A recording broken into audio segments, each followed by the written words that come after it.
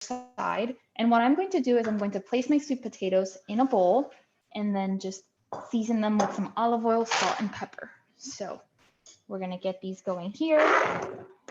And the nice thing about having all of these, great foods already in your fridge or in your pantry is you get into the habit of cooking at home, and we know cooking at home can save us money. It can help us make healthier choices. You can control how much sodium is going into your food.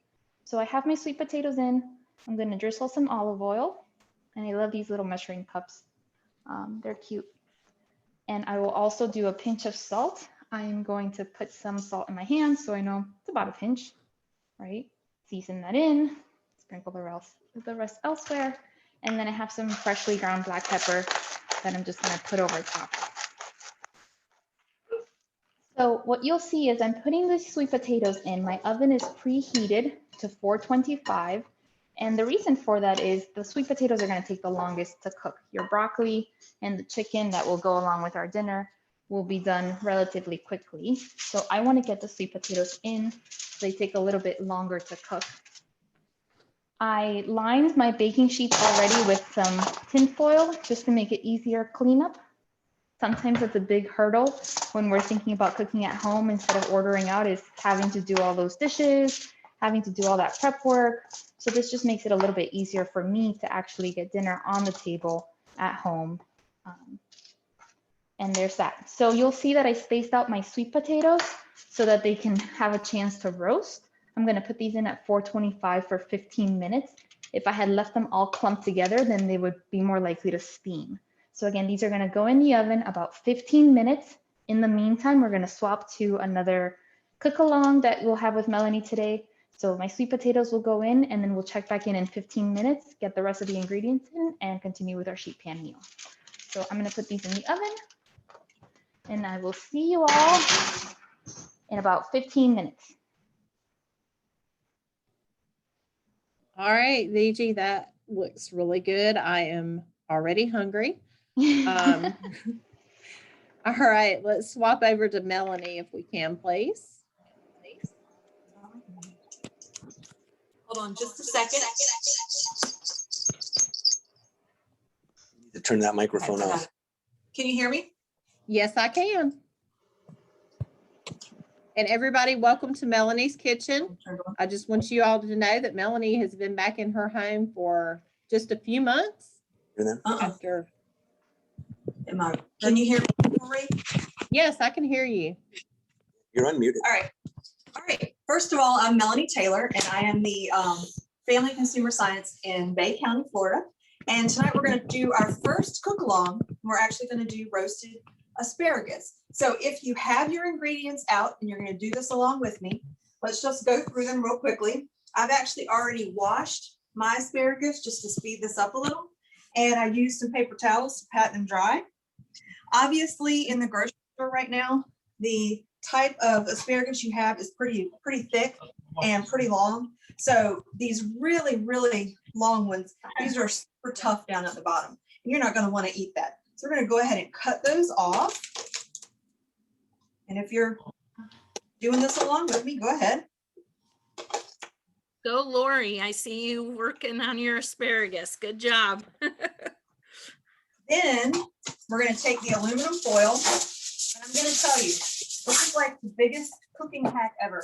For anything that I have to cook on a tray like this that's going to be greasy, that includes meat, vegetables, whatever, just make my own, because my aluminum foil is not bigger than the pan, because normally I would just cover it, but that's not what we have right now. I just make my own little aluminum foil packet. And then we're going to actually take the asparagus, put it on there. Now here's the fun part, is I've got my olive oil, and we are going to, oh, I'm sorry. I forgot to tell you to preheat your oven to 450 degrees. If you haven't done that yet, I know that was in the recipe. If you haven't done that, you can go ahead and do it.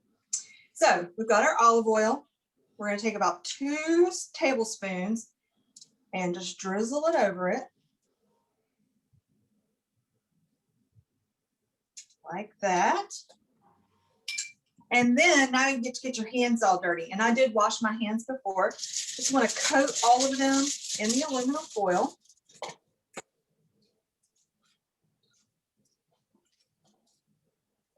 And the thicker spears are going to take a little bit longer to actually cook. If you can get your hands on the smaller spears, they're super fresh and super soft to the touch and to the taste and creamy. So those I do recommend if you can find them. And if you can find those will probably take a little bit less time than these will. Then we're going to take the salt and pepper. And we're just going to do whatever amount you want for your taste. My husband and I really like pepper, so I usually use more of that. And we've got salt. And don't forget, if you're on a low salt diet, either don't add this or just add a little bit. Then I've got Parmesan cheese. We're going to add about 2 tablespoons Parmesan cheese and just sprinkle it over top. And I want to remind you that you can add other spices to this based on what you like. If you're a big garlic person, this would be a good time to try garlic or any other type of spice that you're a fan of. All right. Samantha says cheese makes everything better. That's true. Very true. So now what we're going to do is you actually just leave this open like this to the oven. You're going to put it in for 15 minutes. So I'm going to reach in here, put this in, and then by the miracle of like television, we have some asparagus that's ready.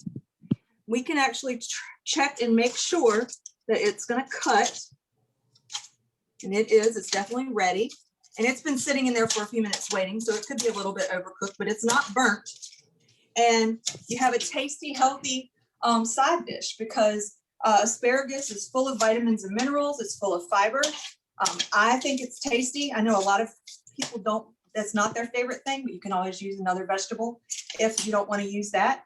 Another suggestion is to sprinkle a little bit of lemon juice over top, just like that. And then you can enjoy your asparagus.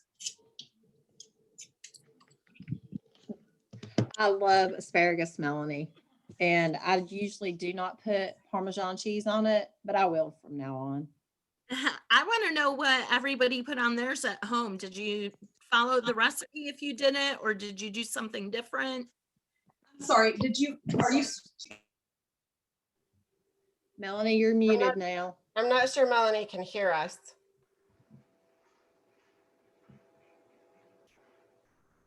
I usually but do. I You know usually that do. we had one of our participants posted on Facebook earlier the cook-along recipe of the asparagus, and that looked delicious. I think it was Judy that did that, if I'm not mistaken. And Rose said she would add garlic, which I agree. Okay. Okay, this is Melanie. I am, oh. Let me fix my camera. Oh my gosh. The fun with live TV, right? Okay, now I can hear you. We've switched. I've gotten rid of the laptop because it wouldn't work. So what were the questions? I was wondering what other people were putting on their asparagus for tonight. Oh, okay.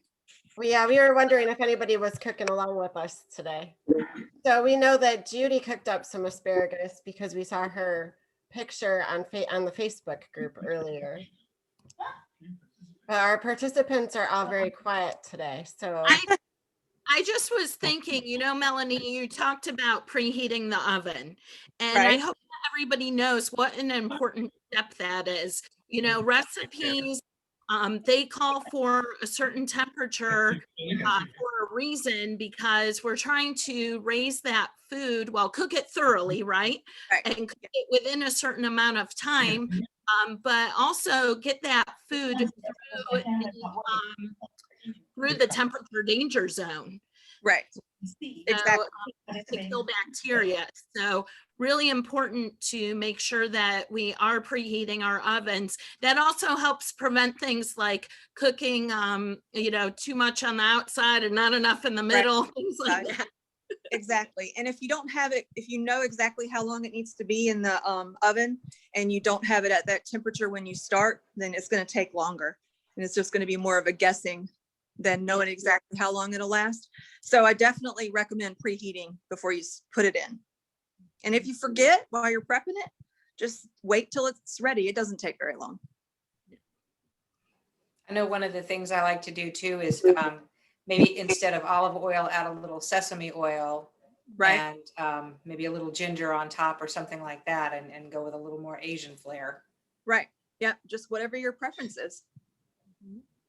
So Melanie, I will tell you this, I teach people that preheating is part of the recipe. So Right. if you don't do it, you've skipped a step in the recipe. It is part of the cooking time. So if you put your food in prior to it heating to the appropriate temperature, then you're not going to get as ideal of a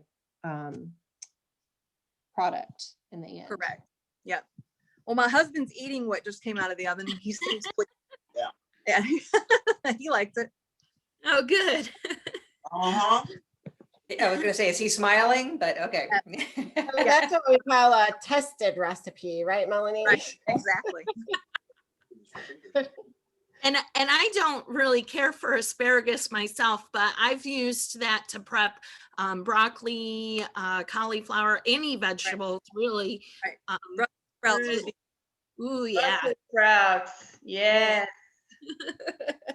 So, and Melanie, we're so excited to see your kitchen after you were out of your house for so long following Hurricane Michael. So thank you for letting us in. Yes. Thank you.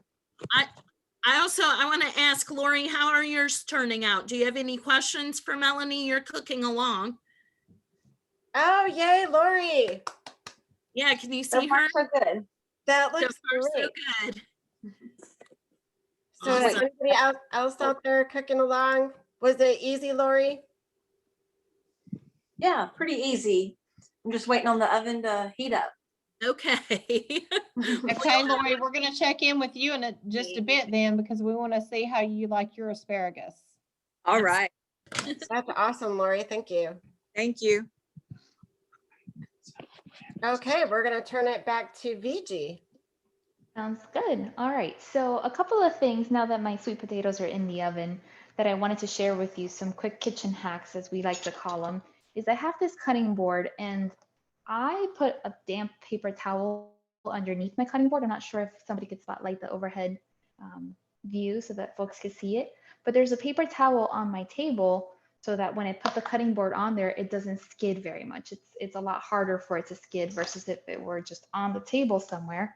Well, covered now, it would move pretty easily. So that can keep you safe, keep your workspace sturdy to reduce the chance that you'll cut yourself or something will slip out of hand. And I did want to call out too, on our recipe for this sheet pan meal, it calls for 4 cups of sweet potatoes diced, 4 cups of broccoli florets.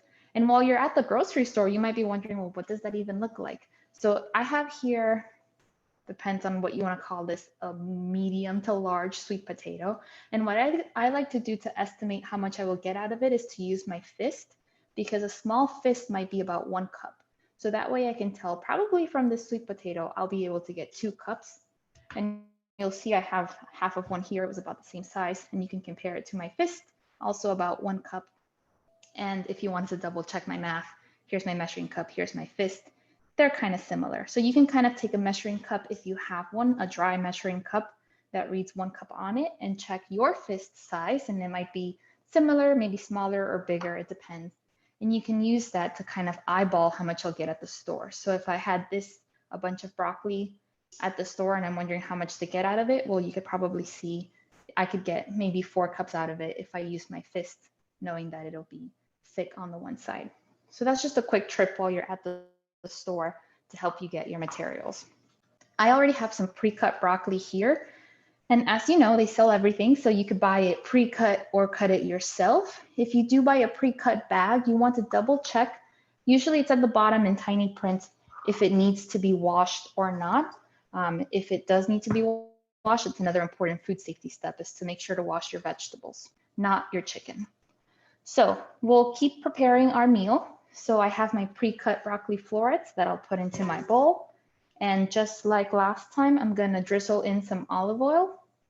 And as everybody was mentioning, you can spice this up however you want. Garlic powder works great on here. Garlic powder and Parmesan would be a really good combination.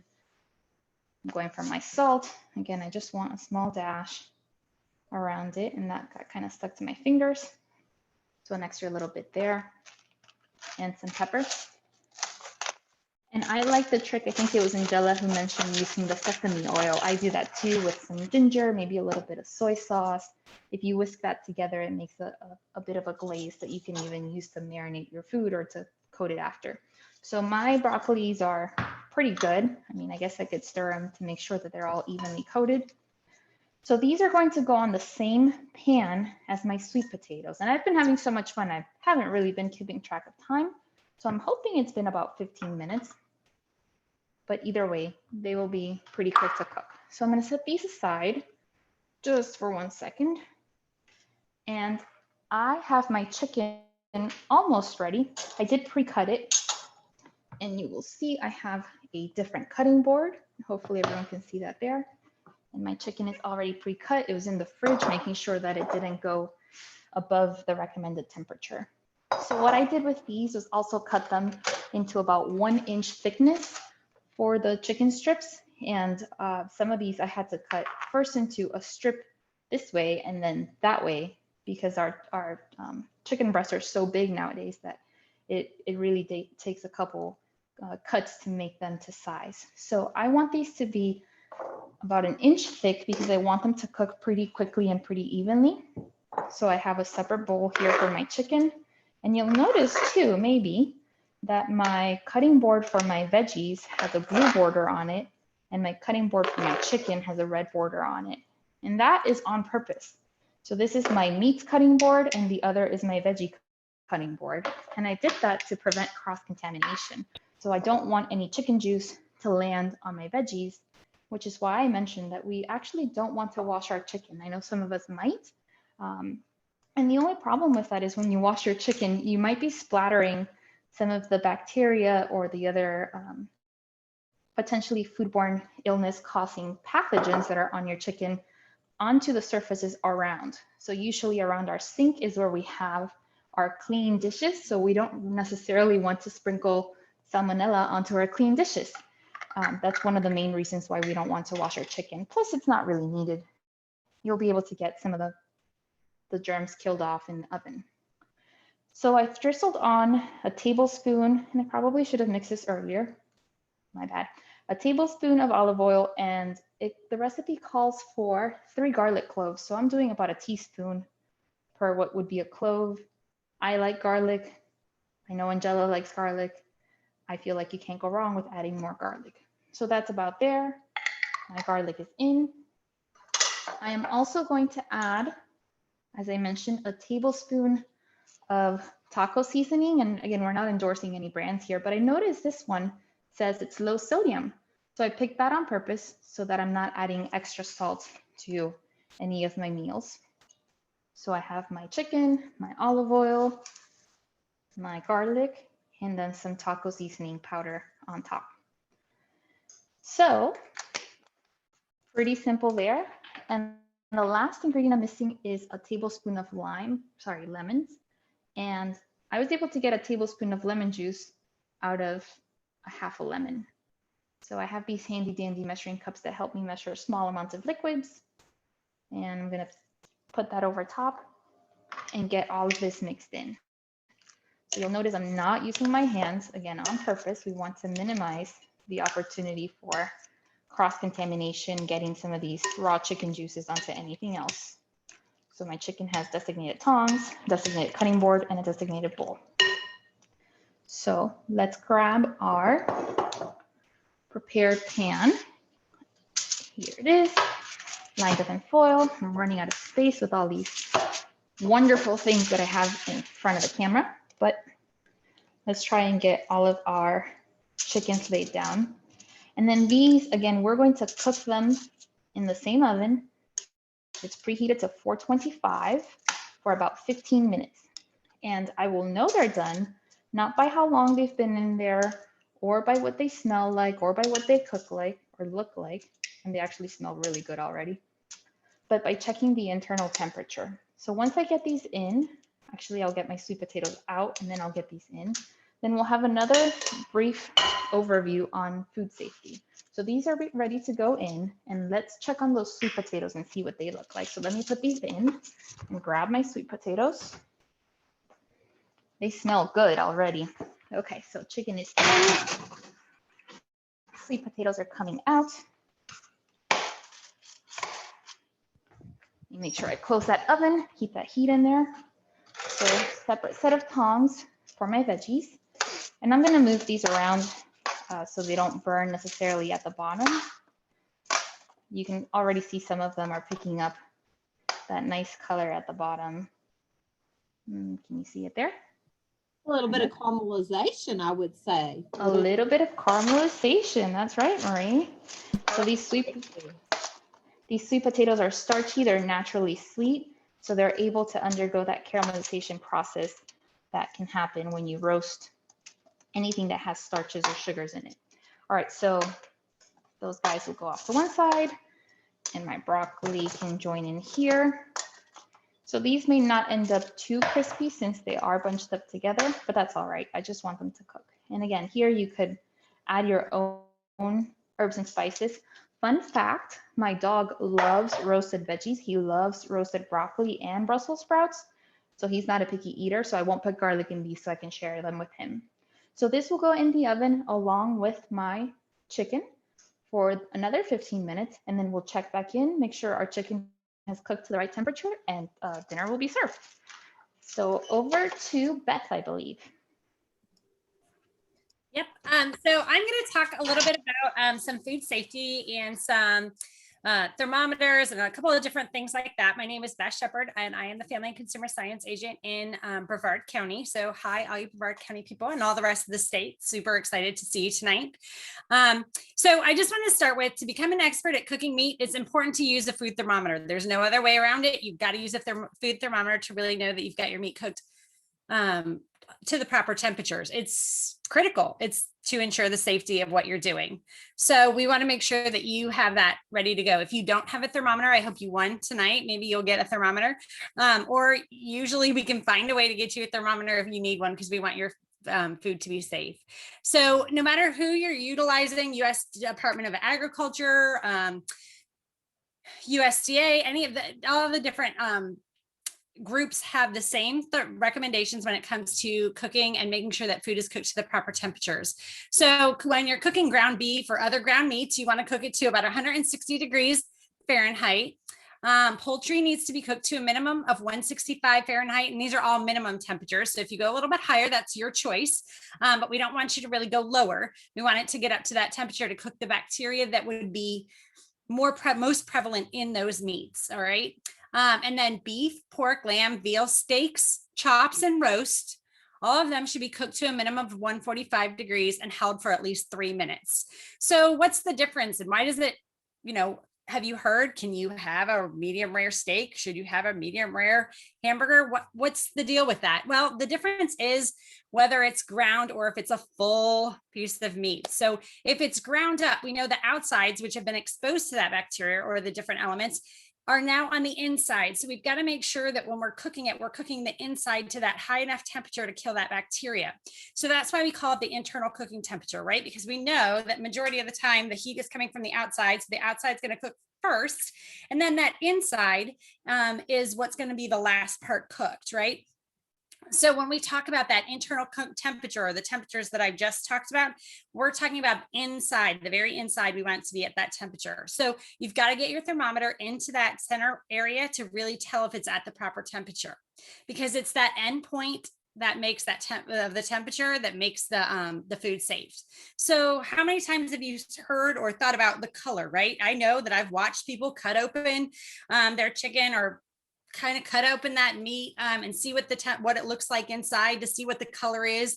And I just want to make sure you guys are very clear that the color is not the determining factor in the doneness of meats. So make sure that you are checking with that thermometer. So let's go back to a quick question. If you're a meat eater, ask yourself, what's the need for a pleasurable meat eating experience? What does it take? What makes meat pleasurable? Is it safety? Does everybody go, oh, me, pick me, because it's going to be food safety. That's what I care about. Not necessarily. Safety isn't typically at the top of the list. Usually it's flavor, tenderness, or juiciness, which are the normal top answers. And each one of those are pretty equal depending on who you're talking to, right? A lot of people care about those the most. Well, tenderness and flavor are impacted by a couple different things, including the species, right? Beef, pork, chicken, the cut of the meat, the age of the animal, and et cetera. It goes on and on. Those all are determining factors for tenderness and flavor. But juiciness can be influenced by a couple different things, but mostly those factors include the cooking method and the degree of doneness. And those two significantly alter your juiciness, right? And so not a lot of people go, oh, can I please have a hamburger that's hard as a hockey puck? Not many people are asking for that. So how do we make sure that it stays in that juiciness and make sure that we have that tenderness going on? Well, I just want to give you a couple tips or a real quick tip. Meat is composed of protein chains that are made up of amino acids, right? And those amino acids, when they're heated, they undergo a change, which is called denaturing, which means the basic configuration changes. So in the case of cooking, the protein chains contract, exerting pressure on the water contained within the molecules, right? We all know there's liquid. Obviously, we're talking about juiciness, right? So we know that's in there. So water does not compress, so it has to go somewhere. So the non-compressible fluids will move from the areas of high pressure, which is the hotter areas, to the areas of low pressure. So that meat, that juice is going to move to the inside of your meat. And so it's going to move to that center. Well, when the meat is removed from the heat, most of the juices at the middle will kind of make their way back to the outside of the meat. As it cools, it will evenly distribute the juice and the flavors throughout the meat.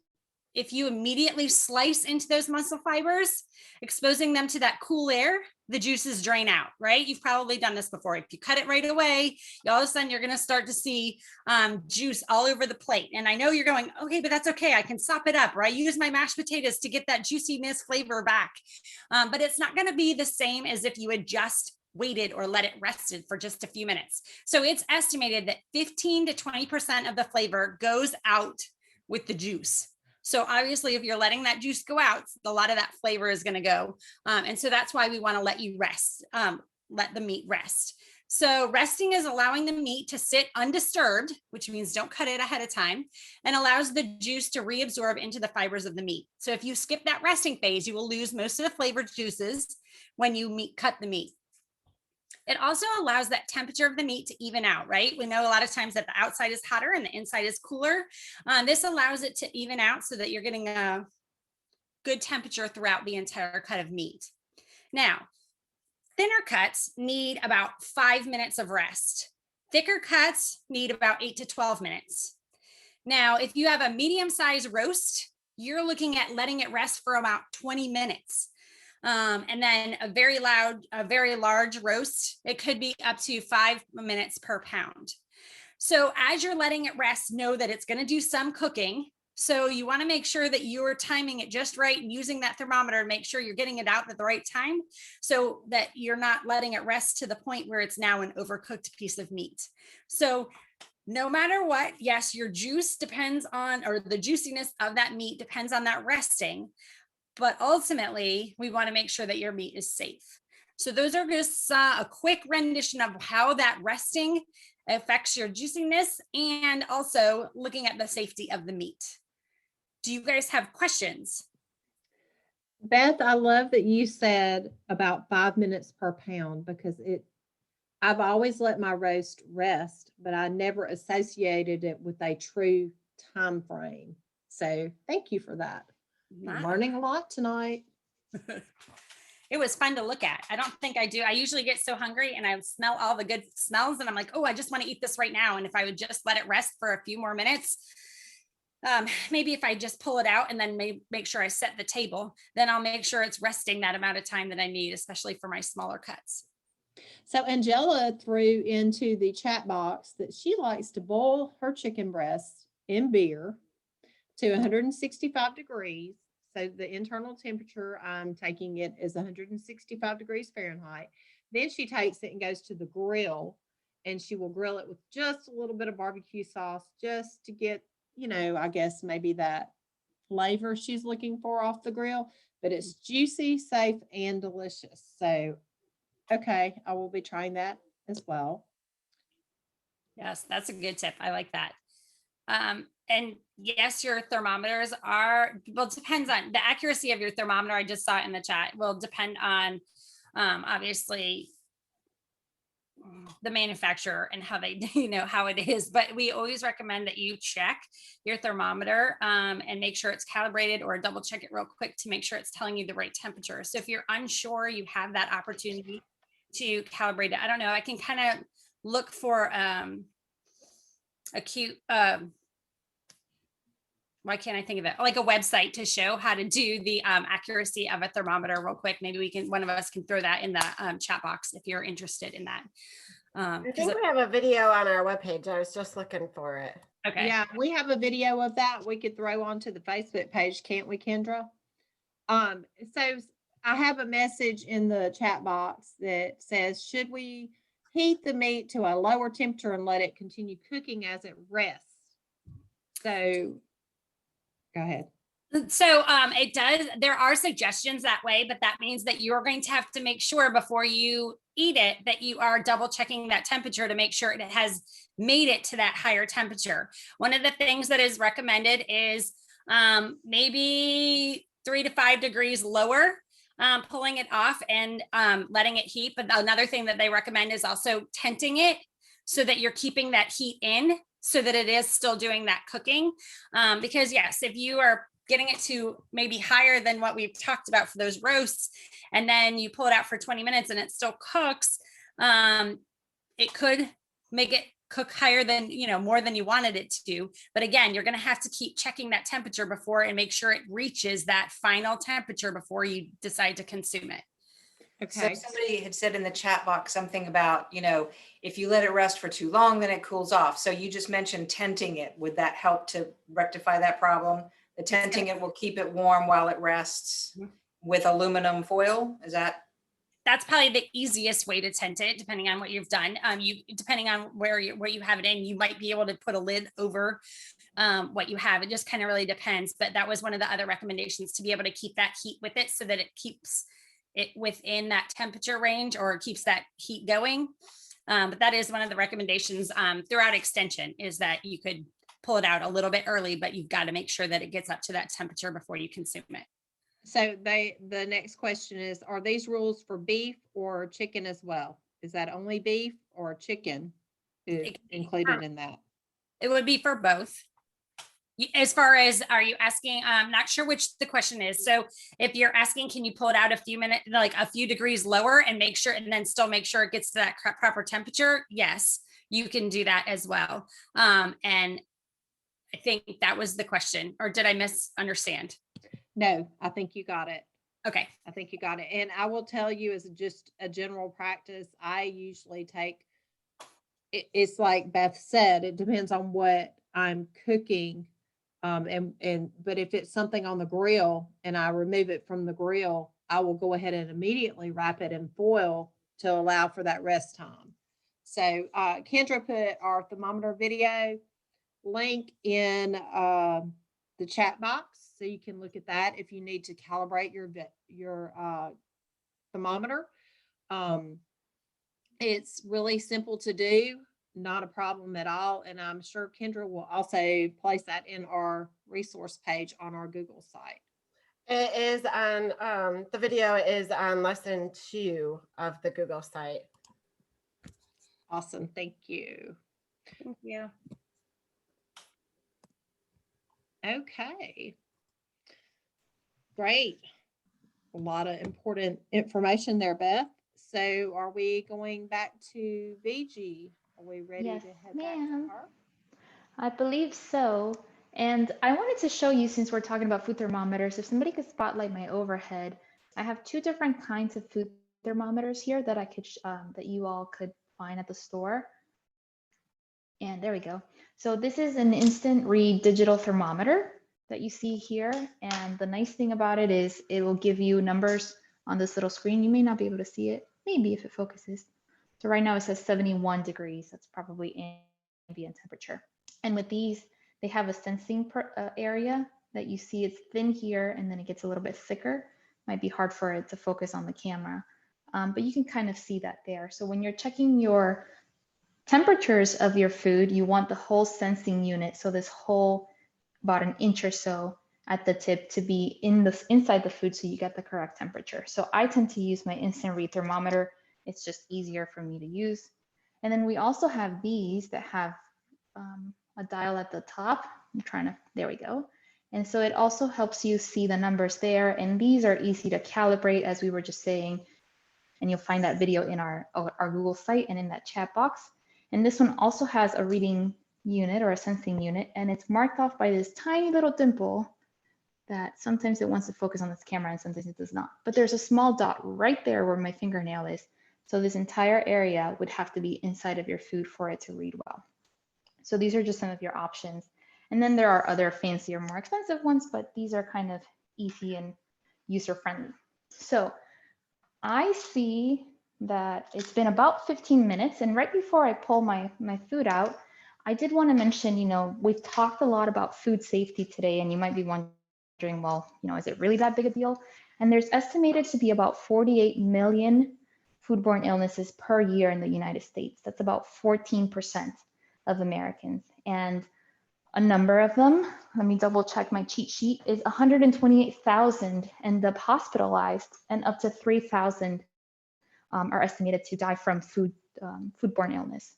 So hopefully nobody has had to suffer through that or had a family member suffer through that. But it is something to keep in mind, is a lot of these things we go, yeah, but that's how we've always done it and we're fine, until we're not. So it is important to take that into account. All right, so my food is smoky. Not really, it's more steamy than smoky. But here's the sweet potato and broccoli pan. And here comes the chicken. So colorful. So colorful. It's a great way to eat your colors, eat your veggies, and any kind of eating pattern that you're on. These foods would probably fit in there. So let me get a clean set of tongs and my thermometer. So we'll turn that on. Oop, wrong button. And we're gonna grab one and we're gonna test it out. And let's see how I can do this.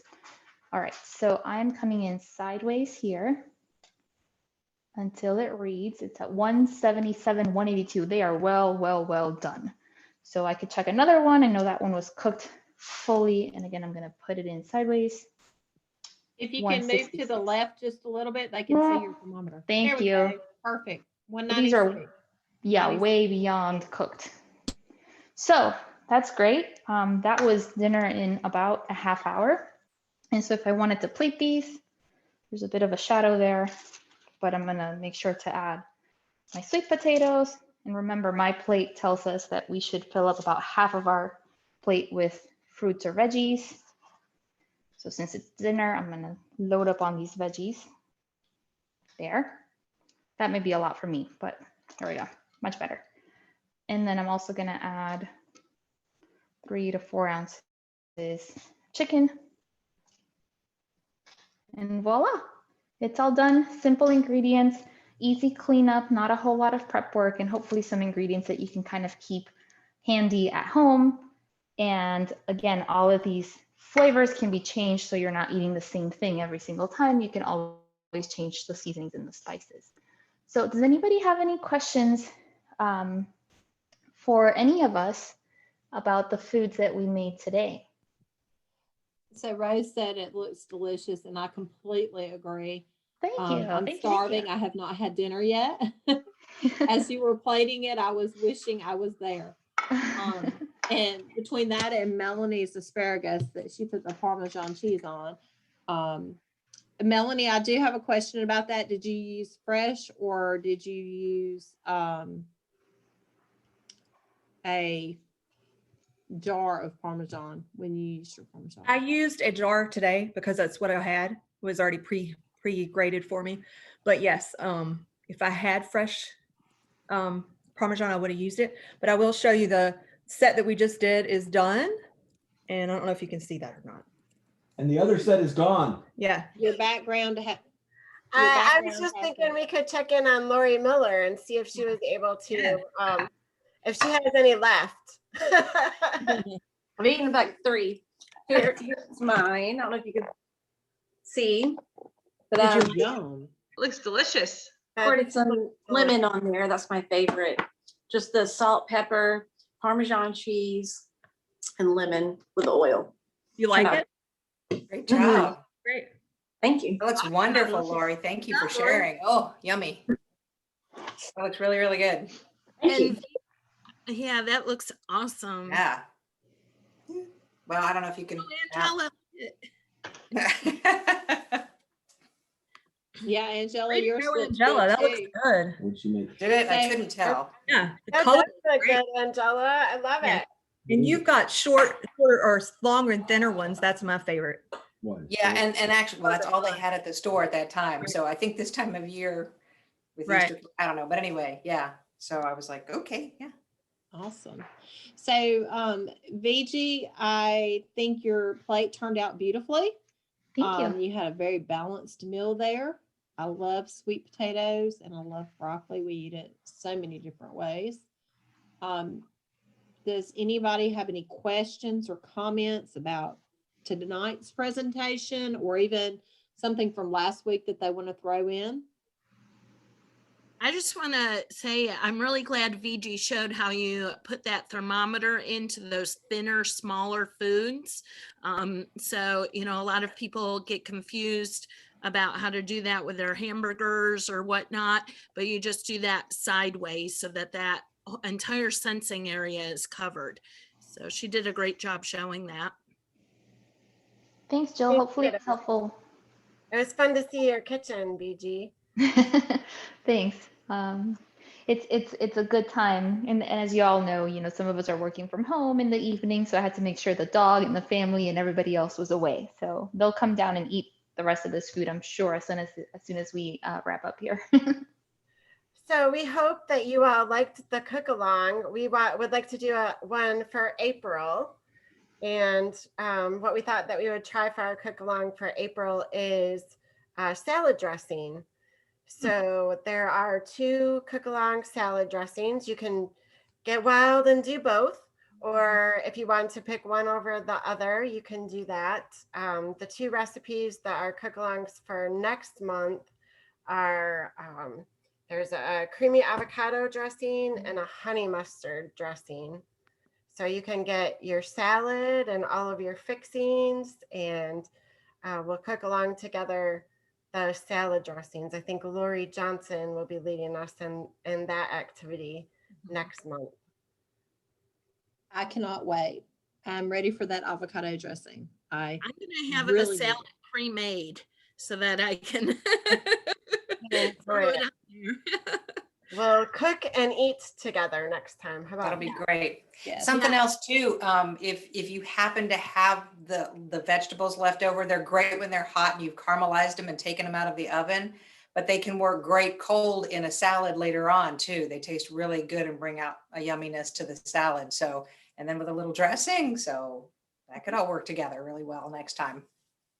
So if there's other things that you would like to learn or things that we might not have thought about that you might like to try out, please put those things in the chat box too. We really do want your feedback for things that you would like to learn.